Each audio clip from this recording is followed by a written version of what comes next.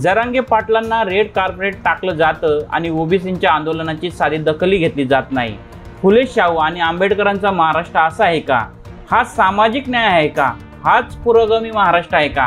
असा सवाल करतानाच या प्रश्नांची उत्तरे सरकारने दिली पाहिजे अशी मागणी ओबीसी नेते प्राध्यापक लक्ष्मण हाके यांनी केली आहे। मराठा समाजाच्या आरक्षणासाठी मनोज जरांगे पाटील ज्या अंतरवाली सराटीत उपोषण करत आहेत त्याच अंतरवाली सराटीच्या वेशीवर लक्ष्मण हाके ओबीसी आरक्षण टिकवणीच्या मागणीसाठी उपोषण करत आहेत। लक्ष्मण हाके यांच्या उपोषणाचा आज 5वा दिवस असून त्यांच्या सहकारी नवनाथ वाघमारे हे देखील उपोषण करीत आहेत। मात्र या दरम्यान आता सध्या दोघांची तब्येत खालवली असून भाजप नेत्या पंकजा मुंडे यांनी देखील ट्विटच्या माध्यमातून सरकारकडे समान न्यायाची अपेक्षा करत त्यांच्या उपोषणाकडे गांभीर्याने पाहण्याची मागणी केली आहे। दरम्यान पंकजा मुंडे यांच्या मागणीनंतर राज्य सरकारचं शिष्टमंडळ लक्ष्मण हाके यांच्या भेटीसाठी दाखल झालंय।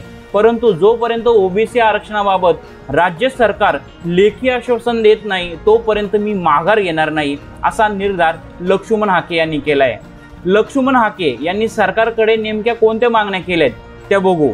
ओबीसी भटक्या विमुक्त जाती जमातीच्या मूळ आरक्षणात मराठा समाजाचा समावेश करू नये तसे लेखी आश्वासन मुख्यमंत्र्यांकडून मिळालं पाहिजे। कुणबीच्या लाखो बोगस नोंदीची त्वरित दखल घेऊन त्या रद्द करण्यात याव्यात। ओबीसीच्या आर्थिक विकास महामंडळांना आर्थिक तरतूद व्हावी। ओबीसीच्या वसतिगृहाची प्रत्येक जिल्ह्यात योजना कार्यान्वित व्हावी।